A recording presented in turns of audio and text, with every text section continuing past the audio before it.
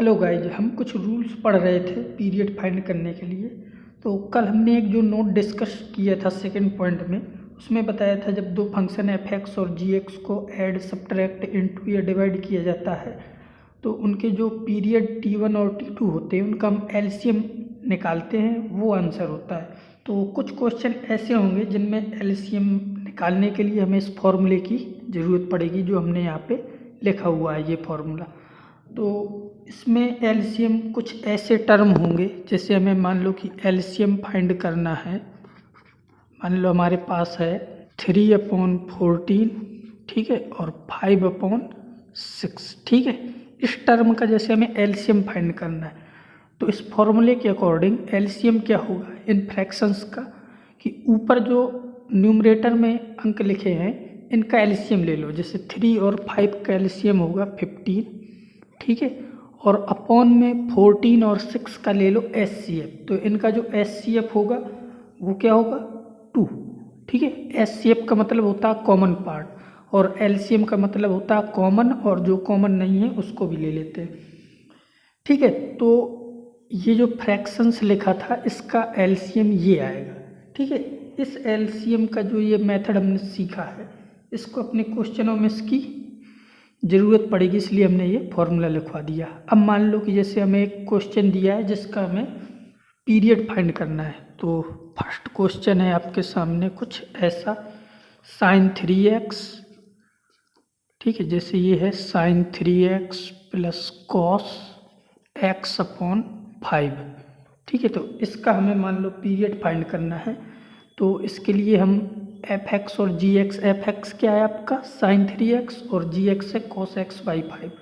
तो sin 3x का जो पीरियड होगा वो क्या होगा, तो ये आपको पता है जैसे sin x का पीरियड होता है 2π, ठीक है, यानी कि sin x का पीरियड 2π, लेकिन x के साथ जो इनटू में आया उससे डिवाइड कर दोगे तो sin 3x का हो जाएगा 2π/3।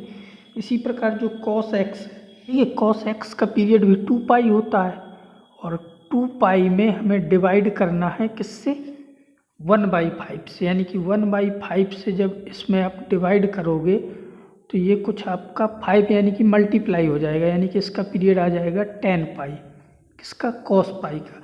अब क्या करेंगे हम कि 2π/3, यानी कि हमें अब आंसर के लिए हमें एलसीएम लेना पड़ेगा 2π/3 और 10π का, ठीक है, यानी कि हमें इनका एलसीएम लेना है। तो ये अपना आंसर होगा फाइनल आंसर। तो इसके लिए अपना वही फॉर्मूला लगेगा जो हमने लिखाया था फ्रैक्शंस का, यानी कि न्यूमरेटर का एलसीएम और डिनोमिनेटर का एचसीएफ। तो न्यूमरेटर में क्या है 2π और 10π, तो इसका जो एलसीएम आएगा वो होगा 10π, ठीक है। और जो डिनोमिनेटर में लिखा है इनका एचसीएफ लेते हैं तो एचसीएफ क्या है आपका 1, ठीक है। तो जो फाइनल आंसर हो जाएगा इस क्वेश्चन का वो हो जाएगा 10π, ठीक है। तो ये जो क्वेश्चन लिखा था, यानी कि जो क्वेश्चन ये दिया हुआ था इसका पीरियड क्या आ गया 10π, ठीक है। अब एक क्वेश्चन और लेते हैं, उसका पीरियड फाइंड करेंगे। तो जैसे क्वेश्चन है आपके पास सेकंड है, सेकंड पार्ट, सेकंड क्वेश्चन है आपका मान लो cos x, ठीक है, plus cos 2x plus cos 3x, ठीक है। तो इसका पीरियड फाइंड करना है। तो cos x का तो 2π हो जाएगा, ठीक है, और cos 2x का क्या हो जाएगा 2π/2। तो 2π/2 का मतलब कि पाई हो जाएगा, और cos 3x का क्या हो जाएगा 2π/3, ठीक है। अब इन तीनों का क्या निकालना है हमें एलसीएम। तो इन तीनों का एलसीएम अब कैसे निकालेंगे, तो उसके लिए जो न्यूमरेटर में लिखा हुआ है, देखो इनके सबके डिनोमिनेटर में 1 है, ठीक है। तो न्यूमरेटर का जो एलसीएम होगा वो हो जाएगा 2π, ठीक है, और डिनोमिनेटर का जो एचसीएफ होगा वो हो जाएगा 1, यानी कि फाइनल आंसर आ जाएगा आपके पास 2π। और जैसे 4 और 6 लिखा है तो इनका यदि हमें एलसीएम फाइंड करना है तो जैसे हम इनमें एक ऐसी वैल्यू लेंगे 4 और 6 से जिनमें डिवाइड करने पर एक इंटीजर आ जाए। जैसे मैंने 12 लिया तो 12 को जब आप 4 से डिवाइड करोगे तो 3 आ जाएगा, 6 से डिवाइड करोगे तो 2 आ जाएगा। जैसे 24 लिया हमने तो 24 भी हो सकता है, बट इन दोनों में मिनिमम क्या है 12, तो 12 ही लेंगे, यानी कि मिनिमम वैल्यू लेते हैं हम, तो इसका एलसीएम 12 होगा। ठीक है, बस वो क्या होना चाहिए, डिफाइन होना चाहिए। मान लो कि जैसे मैंने एक क्वेश्चन मान लो ऐसे ले लिया, जैसे एक थर्ड ले लो, ठीक है, इसका पीरियड फाइंड करना है। मान लो ये है साइन एक्स और प्लस है आपके पास फ्रैक्शनल पार्ट ऑफ एक्स। ठीक है, इसका जैसे पीरियड फाइंड करना है तो साइन एक्स का पीरियड आपको पता है कि क्या होता है 2 पाई, और फ्रैक्शनल पार्ट ऑफ एक्स का पीरियड 1 होता है। अब इन दोनों का एलसीएम, ठीक है, तो जैसे एलसीएम निकालोगे 2 पाई और 1 का। ठीक है, तो अब जैसे 2 पाई और 1 का पीरियड हम निकालें तो इसमें काफ़ी लोगों का आंसर होगा 2 पाई। ठीक है, तो अब यहाँ पे हमें ये ध्यान देना है कि जैसे हमने 2 पाई एलसीएम ले लिया मान लो, ठीक है, यानी कि एलसीएम की डेफिनीशन क्या होती है कि एक ऐसी वैल्यू जिनमें इन दोनों टर्म से डिवाइड करें तो एक इंटीजर आ जाना चाहिए। जैसे हमने 2 पाई से डिवाइड किया तो 1 आ जाएगा, इंटीजर है। फिर जैसे हमने 1 से डिवाइड किया 2 पाई को तो 2 पाई ही आएगा। तो इसका मतलब ये तो इंटीजर नहीं है, तो इसका मतलब ये हुआ कि इन दोनों का जो पीरियड है वो 2 पाई नहीं होगा। 2 पाई नहीं होगा तो फिर क्या होगा, इसका जो रियल आंसर होगा, यानी कि इसका एलसीएम हम फाइंड कर ही नहीं सकते, वो डिफाइन ही नहीं है। यानी कि जब एलसीएम डिफाइन नहीं है तो उसका मतलब क्या हुआ कि इसका एलसीएम डिफाइन नहीं है। एलसीएम डिफाइन नहीं है तो यानी कि इसका एलसीएम क्या आना चाहिए, इसके अकॉर्डिंग इसका एलसीएम हो जाएगा डज नॉट एग्जिस्ट, यानी कि एलसीएम एग्जिस्ट नहीं करेगा। और जब एलसीएम एग्जिस्ट नहीं करेगा तो ये आपका होगा नॉन पीरियोडिक फंक्शन। ठीक है, तो ये आपका क्वेश्चन क्या होगा, नॉन पीरियोडिक फंक्शन, यानी कि इसका एलसीएम एग्जिस्ट नहीं कर रहा है। तो एलसीएम फाइंड करते समय में ये याद रखना है कि उसका एलसीएम जो है वो खुद डिफाइन होना चाहिए। ठीक है, तो अब ये आपको क्लियर हो गया होगा। मान लो जैसे हम एक क्वेश्चन और ले लेते हैं, फोर्थ। ठीक है, फोर्थ क्वेश्चन है आपका, ऐसे लिखा है 2 फ्रैक्शनल पार्ट ऑफ 5x + 7/9। ठीक है, और प्लस मान लो कि 11 अपॉन में है 13। ठीक है, इस क्वेश्चन को जैसे हमें सॉल्व करना है, यानी कि इसका हमें पीरियड फाइंड करना है। ठीक है, तो इसका पीरियड, इसको थोड़ा सा और चाहो तो इजी वे में लिख के ऐसे लिख सकते हो। जैसे हमने इसको ऐसे लिख लिया 2/13। ठीक है, और ये आ जाएगा 5/9x + 7/9 + 11। ठीक है, इसको ऐसे लिख दिया। तो पीरियड के लिए हमने पीरियड फाइंड करने के लिए क्या बताया था कि पीरियड जिस भी फंक्शन का हम फाइंड करते हैं तो उसमें कुछ ऐड किया जाए, पूरे में ऐड किया जाए, या इनटू यानी कि उसमें मल्टीप्लाई कराया जाए, तो उससे कोई फ़र्क नहीं पड़ता।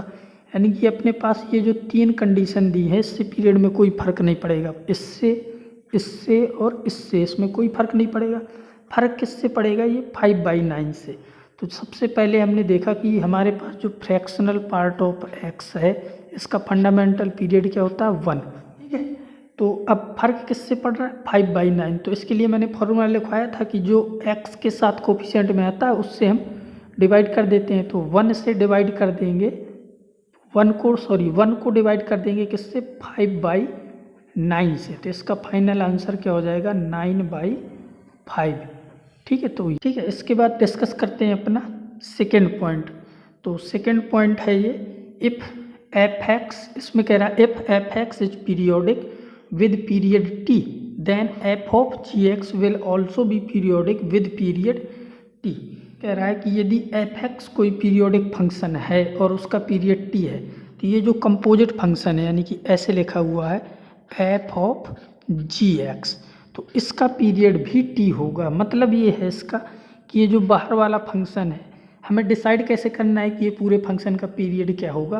तो जो अंदर फंक्शन लिखा हुआ है, जो उसका पीरियड होगा वो पूरे फंक्शन का पीरियड हो जाएगा। ठीक है, कंपोजिट फंक्शन के लिए। फॉर एग्जांपल आप इसको ऐसे समझ सकते हो, जैसे मान लो कि हमने ऐसा क्वेश्चन लिखा, इंटीजर पार्ट के अंदर है मान लो sin x। ठीक है, हमें इसका पीरियड फाइंड करना है। तो ये जो इंटीजर नहीं है, फ्रैक्शनल है।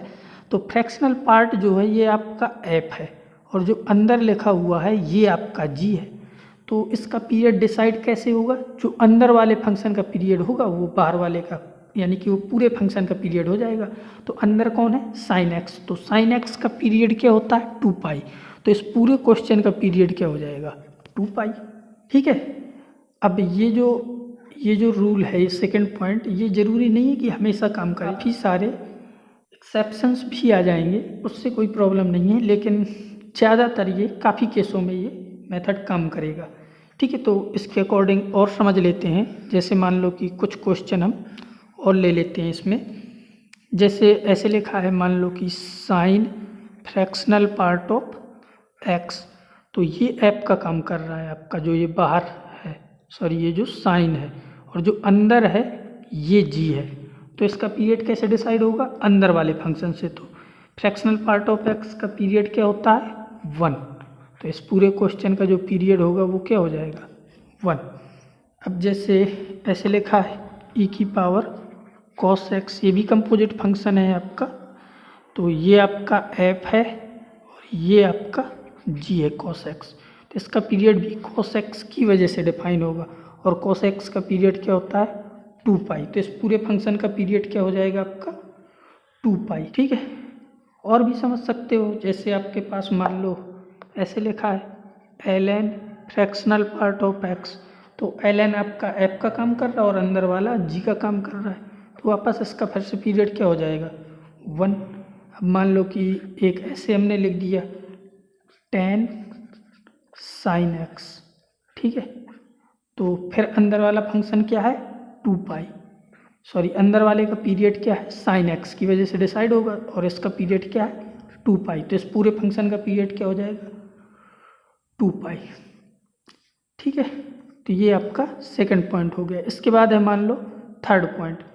थर्ड पॉइंट में इसने कहा है कि non periodic if g x is non linear and non periodic.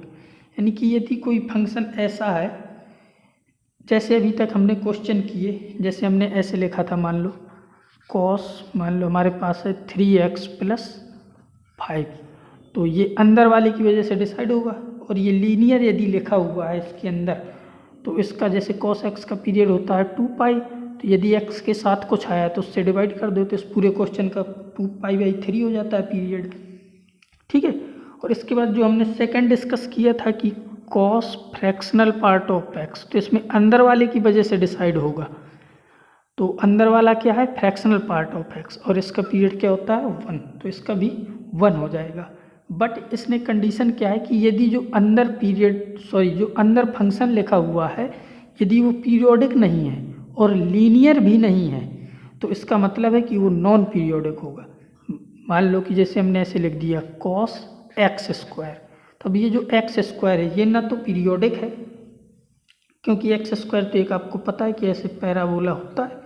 ठीक है। तो ये पीरियोडिक तो है नहीं है, तो ना तो ये पीरियोडिक है और ना ही ये लीनियर है। तो इसका मतलब ये हुआ कि ये जो फंक्शन होगा पूरा, ये हो जाएगा आपका नॉन पीरियोडिक फंक्शन। ठीक है। तो ये है इसका मतलब। ठीक है। तो इसका मतलब क्या हुआ कि ये फंक्शन नॉन पीरियोडिक हो जाएगा।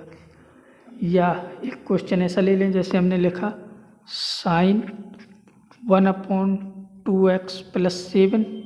ठीक है। ऐसा क्वेश्चन है मान लो। जैसे अब इसको चेक करना है, तो जो अंदर लिखा है क्या वो पीरियोडिक है? तो बिल्कुल नहीं। और क्या ये लीनियर है? तो लीनियर भी नहीं है, क्योंकि ये जो 1/समथिंग है ये लीनियर नहीं है। ये ऊपर होता 2x + 7 तो लीनियर था, ये लीनियर का रेसिप्रोकल्स है। तो लीनियर का रेसिप्रोकल्स लीनियर नहीं होता। इसका मतलब कि ये भी आपका क्या हो जाएगा? Non periodic function. ठीक है। तो ये भी आपका नॉन पीरियोडिक हो गया। ठीक है। तो आई होप ये 2-3 नोट जो हमने अभी बताए ये आपको समझ में आ गए होंगे।